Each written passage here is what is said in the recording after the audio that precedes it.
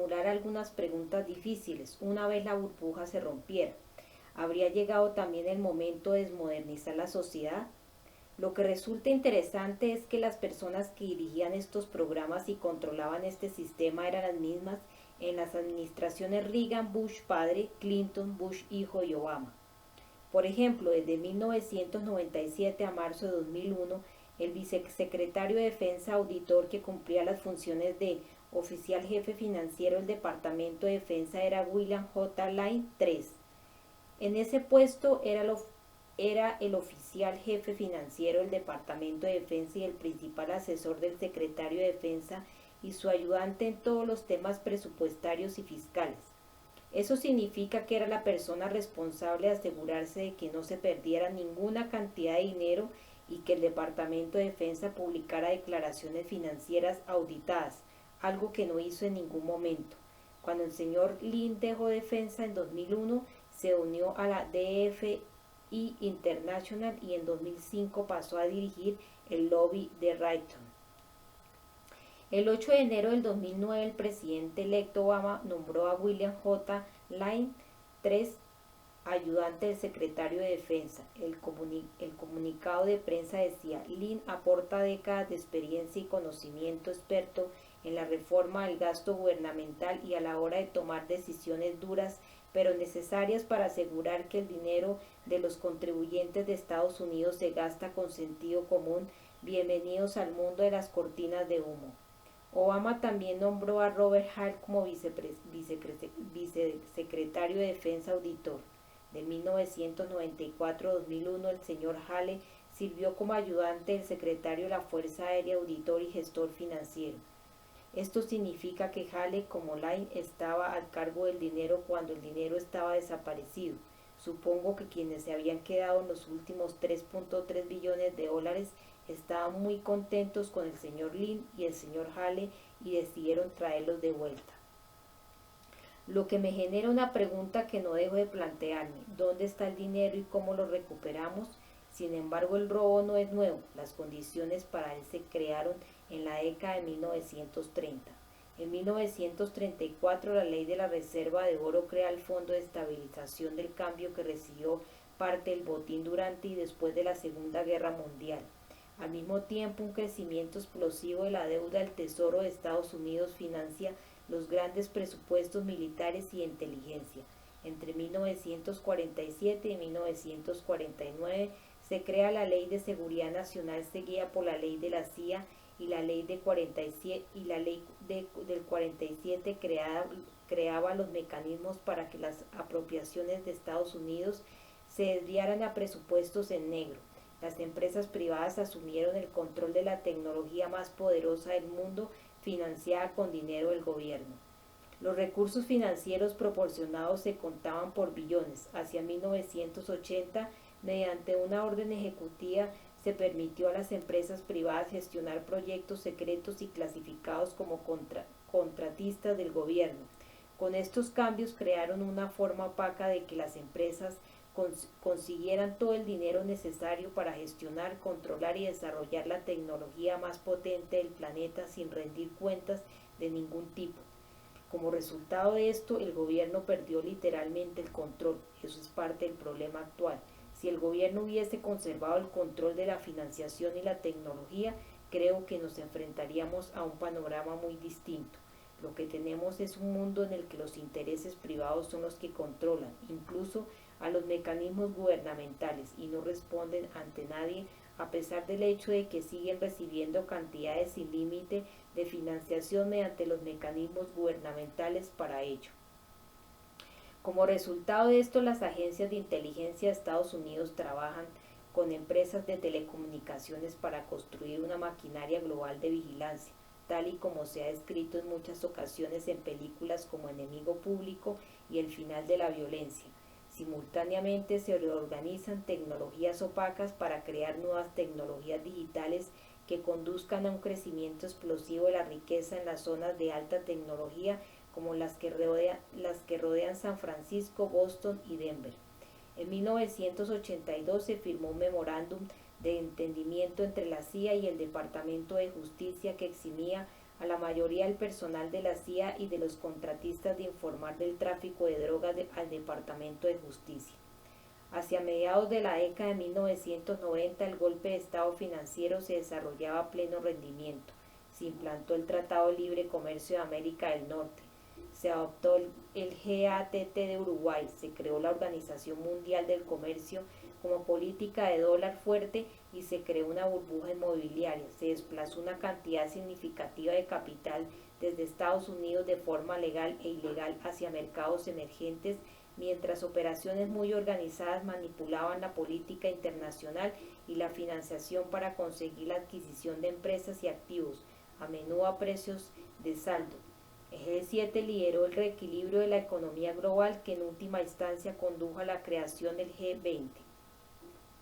El gobierno de Estados Unidos y las empresas de medios de comunicación eliminaron las historias relativas al gobierno dirigiendo operaciones de droga en Mena, Arkansas, y sobre la epidemia de consumo de crack en la zona sur de Los Ángeles. En Mena, las agencias de inteligencia estaban utilizando un pequeño aeropuerto en Arkansas para exportar armas e importar drogas. Estaban operando un sistema de tráfico ilegal de armas y drogas, dos negocios que acostumbran a ir de la mano. El negocio más rentable del planeta Tierra es la esclavitud, y la forma más eficiente de esclavitud es controlar a la gente mediante su mente, especialmente si puedes controlarlo sin que ellos lo sepan. Las drogas son una parte crucial a la hora de crear este tipo de control mental. Es más, el gobierno de Estados Unidos convirtió en blanco a Hamilton Securities, robó su infraestructura digital, incluido Community Wizard, e hizo imposible la burbuja inmobiliaria. La emisión de valores hipotecarios fraudulentos y probablemente de bonos del Tesoro y derivados relacionados explotó, trabajando con Estados Unidos y agencias de inteligencia europeas. Las empresas privadas utilizaron sistemas de vigilancia digital invasivos y operaciones encubiertas para construir una red global de intereses de inversión en empresas y activos. Los sistemas y la capacidad de inteligencia siguieron creciendo. Los depósitos y activos financieros en los paraísos fiscales offshore explotaron. Hacia mediados de la década de 1990, el sistema estaba completamente fuera de control. Durante el año fiscal 1998 se perdieron 4 billones de dólares de cuentas estadounidenses. ¿Cómo pueden desaparecer 4 billones de dólares? Fraude de valores. Así es como desaparecen, con los valores hipotecarios emitidos por el gobierno de Estados Unidos y los vacíos legales en la emisión de informes sobre las cantidades fuera del balance general por parte de la seguridad del Tesoro. Es muy posible robar billones de dólares muy rápidamente el gobierno de Estados Unidos, especialmente con apoyo militar y la capacidad de la gente a la hora de convertir esos valores en líquido. Una parte importante de capital de riesgo se desplazó a empresas de Internet, lo que generó una burbuja en el mercado de acciones y pasó grandes cantidades de capital a quienes estaban diseñando la burbuja y cambiando la orientación de Silicon Valley, de la creación de valor de forma descentralizada a facilitar el control central. La OPV movió grandes cantidades de capital de los actores detrás de la burbuja. Sin embargo, en los balances generales del gobierno quedaron algunas cargas significativas, programas de seguros y crédito, pensiones y sanidad y otras obligaciones legales. Una investigación del Congreso sacó a la luz en ese momento que la mayoría de las agencias federales de Estados Unidos no cumplían con las leyes de gestión financiera. El gobierno de Estados Unidos se resiste a las leyes que requieren informes financieros auditados entre 1998 y 2000. Los activos y las tasaciones de las empresas crecieron de manera estable, aunque el mercado de acciones cayó significativamente cuando pinchó la burbuja tecnológica. Wall Street gozó de beneficios y bonificaciones récord. Los inversores privados y los fondos siguieron amasando el control de bolsas cada vez más grandes de capital privado. El 10 de septiembre de 2001, un día antes del 11 de septiembre, el secretario de Defensa Ronald Rumsfeld reconoce en una rueda de prensa que el Pentágono tiene 2.3 billones de dólares de ajustes imposibles de documentar en sus cuentas del año anterior. El 11 de septiembre destruye una cantidad significativa de documentación relacionada con la Oficina de Inteligencia Naval, la Comisión de Valores y Cambio e investigaciones sobre el dinero desaparecido y el fraude usado para pagar el golpe de estado financiero. La destrucción incluyó la sede del mayor proveedor del Tesoro de Estados Unidos, las operaciones del gobierno de Estados Unidos y los sistemas de contabilidad y pago dependen completamente en la actualidad de empresas privadas que dirigen sus operaciones. Se estima que los rescates refinanciaron hasta 27 millones de dólares de valores y derivados fraudulentos, nacionalizaron la Asociación Federal Nacional Hipotecaria y gastaron las reservas de la Ley de Vivienda Justa. Las expansiones cuantitativas 1, 2 y 3 proporcionaron refinanciación adicional de hipotecas y valores, posiblemente también del Tesoro, fraudulentos. Los gobiernos europeos proporcionaron rescates significativos a bancos europeos. El presidente de Estados Unidos delegó al asesor en seguridad nacional la capacidad de no aplicar regulaciones de la Comisión de Valores y Cambio relacionadas con la información y revelación de finanzas empresariales atendiendo a la seguridad nacional. En 2012 el Congreso aprobó una legislación de referencia en materia sanitaria conocida como Obamacare. Los cargos gubernamentales explotaron. Esto incluye programas de crédito y seguros, así como atención médica y obligaciones en el momento de la jubilación a nivel de gobierno federal, estatal y local. Los gastos en los hogares y el paro siguen aumentando, mientras que los ingresos en los hogares están cayendo. Los balances generales de la Reserva Federal se inflaron cuando la compra de bonos emitidos por esta creció hasta un importe equivalente a aproximadamente el 85% de la emisión de deuda del gobierno estadounidense. Casi todas las comunidades de Estados Unidos están asoladas por el tráfico de drogas y las bandas que lo controlan. Las tensiones al respecto de pagos criminales relacionados con la financiación de golpes de Estado financieros son altas, lo que hace que la reinversión sea problemática. Gracias al apoyo popular al nuevo presidente Obama, los políticos consiguieron nombrar de nuevo a los líderes del golpe para que dirigieran la nueva administración y transfirieran billones para refinanciar acciones fraudulentas que financiaran el golpe de Estado sin que ni siquiera hiciera falta que nadie importante fuera despedido o procesado. Si se observan los gastos del gobierno y la disminución de la clase media, muchos análisis financieros predijeron la desaparición del dólar o un colapso financiero global. Obamacare proporcionó un control sin precedentes sobre la economía y el acceso a datos privados y una capacidad aún mayor para exprimir a familias de clase media. Se estima que unos 4 millones de estadounidenses perdieron sus pólizas de salud. American Airlines organizó una bancarrota para evitar sus obligaciones de jubilación. La bancarrota de Detroit fue apoyada por los tribunales, amenazando fondos de pensiones y la atención sanitaria a los funcionarios.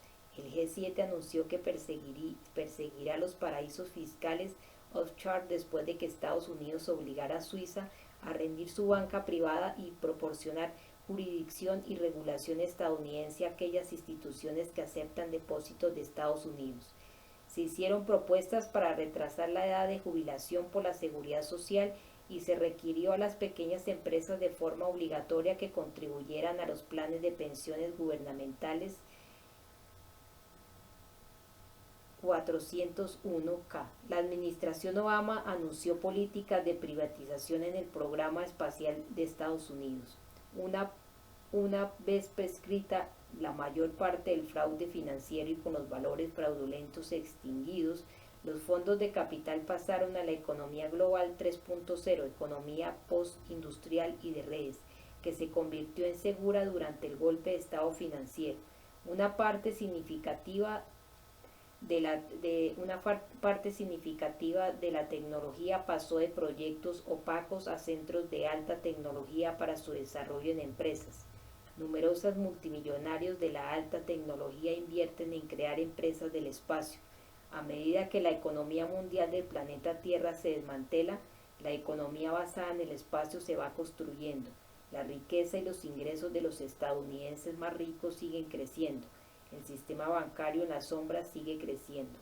En 2013, la Reserva Federal anuncia que empezará a reducir las expansiones cuantitativas en 2014. Por primera vez, Obama admite que no hay suficiente dinero para subvencionar la economía mundial, solo la de Estados Unidos. Civilización escindida 2014. Con la mayoría de cargas potenciales, empresariales y personales prescritas, la civilización escindida era libre para reinvertir en la comercialización general y en la aplicación de tecnología desarrollada en los programas de presupuesto negro. Los sistemas de supervisión gubernamental son privatizados, mientras que los socios de la NSA de la fibra oscura en redes sociales, buscadores y empresas de informática y comunicaciones crecen en poder y en valor de mercado.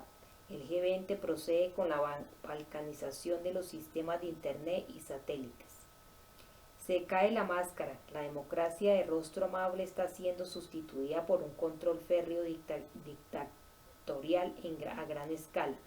Las agencias de inteligencia estadounidenses crean un sistema extensivo de dosieres personales que permiten el control encubierto de tribunales estadounidenses, sistemas bancarios y legisladores. Estamos en mitad de un punto de giro de la inversión y el crédito. El mundo está cambiando. Entre 1995 y 2008 al menos 40 billones de dólares han pasado de entidades del gobierno de Estados Unidos, fondos de pensiones y hogares del modelo tradicional, vamos a llamarlo Global 2.0, a un modelo de red organizado alrededor de sistemas digitales, vamos a llamarlo Global 3.0, la mayoría de formas ilegales. Esa cantidad debe sumarse a lo que ya se traspasó mediante el presupuesto en negro y el Fondo de Estabilización del Cambio en términos de tecnología, recursos financieros y apalancamiento entre 1947 y 1995. Fondo de Estabilización del Cambio. El Fondo de Estabilización del Cambio, creado por la Ley de la Reserva de Oro en 1934, empezó con la confiscación de oro a los ciudadanos estadounidenses, que sucedió en abril de 1933. Se ordenó a los ciudadanos estadounidenses que depositaran su oro en la Reserva Federal a cambio de $20 por cada 30 gramos de metal entregado. 6 meses después, en enero de 1934, el oro se apreció a $35 por cada 30 gramos. Esta apreciación tuvo como resultado unos 3.000 millones de dólares caídos del cielo que fueron utilizados como dinero inicial para el Fondo de Estabilización del Cambio. A partir de ese día, esta institución que se creó de la nada se convirtió en la entidad financiera más poderosa del planeta por virtud del dinero con el que fue creada. Diseñada sin supervisión, operaba únicamente a discreción del presidente de Estados Unidos en la colaboración con el secretario del Tesoro, pero todos los libros, registros y operaciones están en la Reserva Federal de Nueva York y en sus bancos miembros que son agentes de esta. El Fondo de Estabilización del Cambio en realidad no existe en el gobierno de Estados Unidos. Como tal, todo lo que hizo se hizo a condición de que fuera de interés nacional. Hizo que la autoridad interviniera en todos los mercados y productos. El Fondo de Estabilización tiene a su disposición la comunidad de inteligencia y los servicios armados de Estados Unidos para que actúen en su nombre con impunidad y para intervenir en los mercados financieros a través de los auspicios de la Reserva Federal de Nueva York y en concreto del mostrador de cambio de la Reserva que actúa como su corredor de bolsa. Así tenemos un fondo privado bajo la gestión de banca privada que tiene una amplia autoridad bajo la ley para utilizar crédito federal e intervenir libremente en los mercados financieros sin transparencia.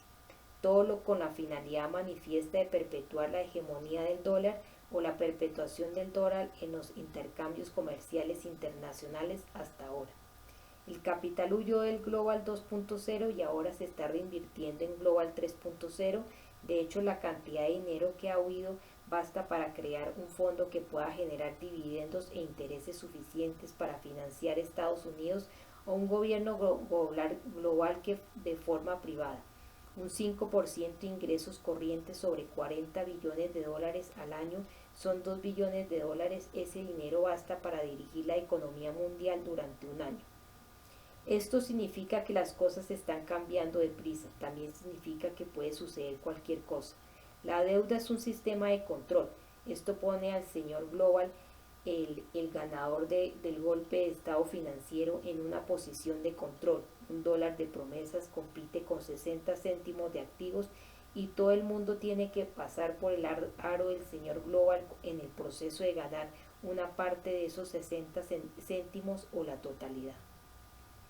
Los fondos huyeron de la antigua economía industrial 2.0 que se había centrado en el desarrollo del mundo de Norteamérica, Europa y Japón, el G7, y se está reinvirtiendo en el Global 3.0. Esto incluye el desarrollo de reservas nacionales de gas y petróleo en Norteamérica, la reorganización y renacimiento de la base de fabricación de Norteamérica y la capitalización de una industria privada del espacio y una red de puertos espaciales por toda Norteamérica.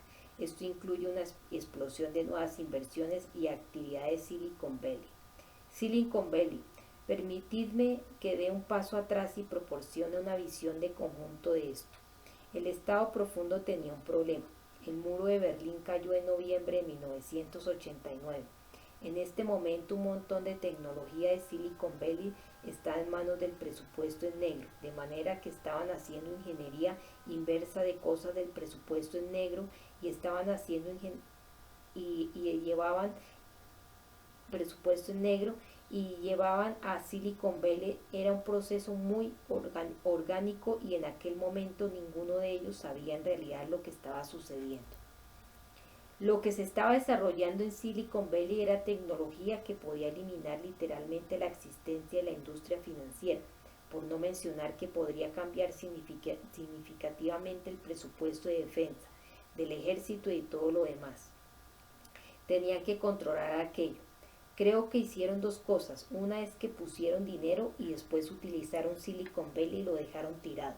Al mismo tiempo el sitio estaba lleno de inversores de riesgo que en la época daban 10 millones de dólares a proyectos que estaba claro que nunca iban a funcionar. Por supuesto, lo que sucedió es que hincharon y después lo vendieron todo a fondos de pensiones en una maniobra de vaciado. Cuando el proceso se agotó, Silicon Valley era propiedad de Wall Street. Los habían explotado y ahora la cosa se había acabado. Wall Street era el rey y mucho de lo que hacían estaba orientado a defensa. En 1998 Silicon Valley estaba lleno de gente que quería reinventar el mundo y hacerlo más seguro para la humanidad, etc. 10 años después, aquello es básicamente un grupo de contratistas de defensa. Eso es lo primero que creo. Que lo segundo fue el gobierno de Estados Unidos necesitaba una forma de dirigir un imperio global con un rostro amable. Había salido de la Segunda Guerra Mundial con un sesgo positivo que hacía que Estados Unidos fuera una cara amable aunque no fuera cierto, y quería mantener su violencia bien encubierta. La pregunta era, ahora que somos el único superpoder global, ¿qué hacemos? Observaron con atención la tecnología y dijeron, vale, así es como lo hacemos. Básicamente tenemos información completa de todas las personas. Pero ¿cómo vendes eso? Necesitas emprendedores jóvenes y amigables como Mark Zuckerberg que hagan que los niños y los jóvenes se limiten a agarrar las cosas sin pensar. Avanzamos hasta hoy. Global 3.0 está creciendo a toda velocidad. Global 2.0 se está reduciendo porque usa la devaluación y la deuda para beneficios sociales, sanitarios y de jubilación. El presupuesto federal y el presupuesto en negro interseccionan a medida que el señor Global pasa activos públicos y encubiertos de 2.0 a 3.0. Resumiendo, la élite tomó los activos prometidos para su jubilación a los nacidos después de la Segunda Guerra Mundial y los usó para invertir en los mercados emergentes, las nuevas tecnologías y el espacio. La riqueza generada al derogar y devaluar obligaciones para reinvertirlas en actividades económicas con un mayor margen y reequilibrar la economía global contribuye significativamente a mantener la economía en funcionamiento y mantener la alianza anglo-estadounidense en una posición dominante global. El dinero robado está siendo reinvertido y la fuerza de trabajo deja de la alta tecnología que está liderando ese esfuerzo se está aprovechando de ello y gastándolo. Mientras tanto, una parte significativa de la población lo está perdiendo todo a manos del Global 3.0. Las predicciones de colapso o de hiperinflación reflejan una profunda ingenuidad al respecto del presupuesto en negro, la economía encubierta y las medidas de control que hacen que el fuego siga ardiendo lentamente. Sin embargo, lo que sí es real es la guerra abierta, entre bambalinas, entre los distintos grupos de los círculos de la élite, quienes por primera vez no se ponen de acuerdo sobre quién y cómo gobernar el mundo. Pero la pregunta sigue ahí: ¿cómo puede tan poca gente controlar tantas cosas y hacerlo de forma invisible? Sistemas de control. Existen numerosos sistemas que se utilizan para controlar. El poder militar y de la inteligencia y la imposición han sido siempre el núcleo. Las naciones con barcos que controlan las líneas marítimas y actualmente las líneas de satélite tradicionalmente controlaban y mantenían la reserva global de divisa. A lo largo de la historia, el sistema financiero apoyado por el poder militar se ha convertido en sistema de control dominante. Es una forma menos sangrienta de iniciar guerras, esclavizar, recolectar y controlar. Cada vez más los sistemas digitales soportan sistemas de comunicaciones mucho más potentes e invasivos, lo que da lugar a sistemas financieros mucho más traicioneros. En parte ese es el papel de los satélites en un sistema de comunicaciones que está llevando a potencia el espacio. El poder del sistema y ordenadores y comunicaciones permite escuchar a cientos de millones de personas y utilizar inteligencia artificial para traducir esos datos en métodos de alta velocidad y accionables para influir en la opinión, gestionar la información confidencial, comerciar con los hogares y explotarlos y gestionar los sistemas políticos y financieros, es decir, literalmente para crear mercados. Si tienes inteligencia artificial y la juntas con mercados financieros de cualquier tipo, ya sean mercados de acciones o de productos, lo que te puede dar la inteligencia artificial es una herramienta horriblemente predictiva, no solo para entender las tendencias futuras del mercado, sino también para manipularlas. Edward Snowden llega en 2013 con su documentación sobre vigilancia invasiva por parte de la NSA de líderes globales y ciudadanos, y la participación en la guerra económica que ha sacudido al mundo y nos trae a casa la realidad de un mundo sin privacidad.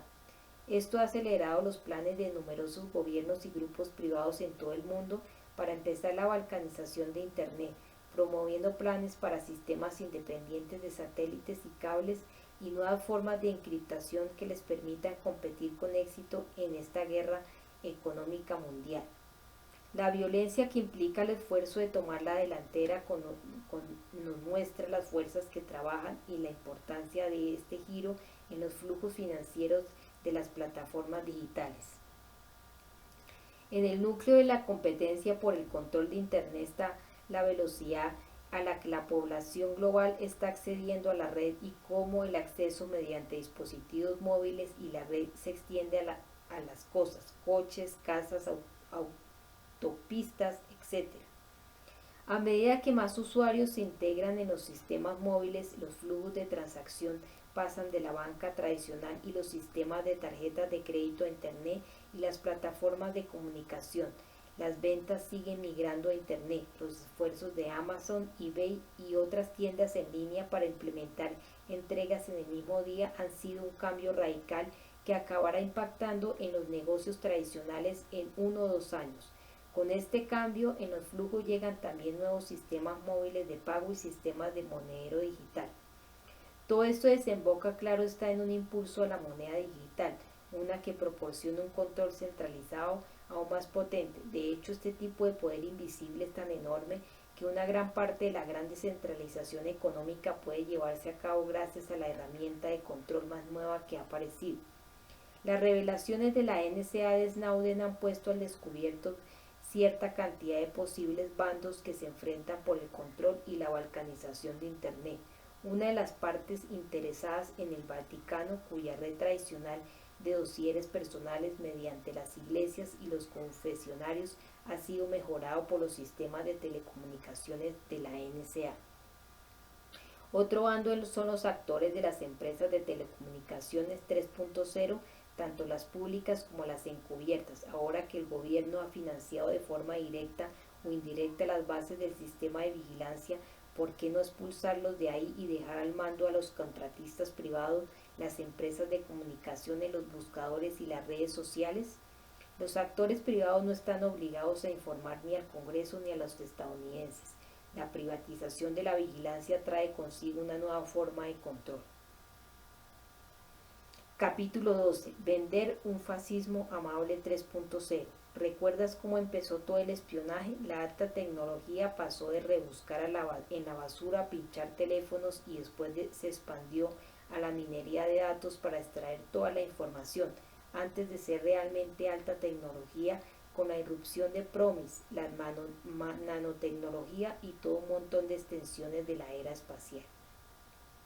La nueva versión actualizada, lavada, refrescada y como nueva del desacreditado programa del Pentágono sobre conocimiento de la información es como la antigua minería de datos elevada a la enésima potencia, la disolución gradual de nuestras libertades individuales en favor de un sistema de espías mastodóntico representativo de una gran tendencia que ha estado avanzando por Estados Unidos y Europa, el giro prácticamente inexorable hacia la sociedad de la vigilancia.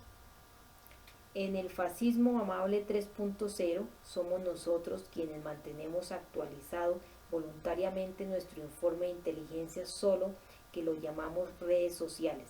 Pagamos por un dispositivo de vigilancia y rastreo que llevamos encima, solo que lo llamamos teléfono inteligente. Pagamos por servicios que instalan un contador inteligente en nuestra casa que permite al proveedor de servicios controlar el sistema y monitorizar nuestros patrones y actividades diarias. Lo que es importante entender sobre el fascismo amable 3.0 es que está siendo operado por empresas e inversores privados cuyos recursos de computación e inteligencia artificial les proporcionan la capacidad para recopilar inteligencia financiera usable a partir de la información de millones e incluso miles de millones de personas. La maquinaria invisible está a punto de obtener una gran entrada de poder invasivo con la introducción de drones a gran escala en el espacio aéreo de Estados Unidos y la robótica en toda la economía.